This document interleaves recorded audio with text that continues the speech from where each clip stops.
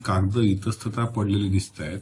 सर्व मृतदेह जळालेल्या परिस्थितीत दिसताना कागदाला मात्र साधा धक्का पण का लागला नाही. पायलट दोनदा बदलल्या गेल्याच्या बातम्या आहेत. पायलट ट्रॅफिकमध्ये फसले होते असं सांगितलं गेलंय.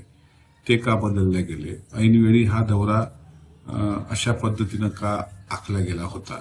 त्याच्यानंतर दादांच्या पहिल्या विमान प्रवासाच्या वेळी बातम्या चालल्या, दादांसह इतर 5 म्हणजे एकूण 6 व्यक्ती त्या प्रवासात होते, पण नंतर मृतदेह 5च व्यक्तींचे सापडले. त्याच्यानंतर टेक ऑफ घेताना, लँडिंग होत असताना, लँडिंगच्या वेळेस जर धावपट्टी दिसत होती, नंतर मिड डे कॉलच्या संदर्भात तो पायलट म्हणतोय की धावपट्टी मला दिसेनाशी झाली. त्यावेळेस त्याला सांगितलं जातं की आणखी तू घिरटी मार आणि तात्काळ पुण्याला ये.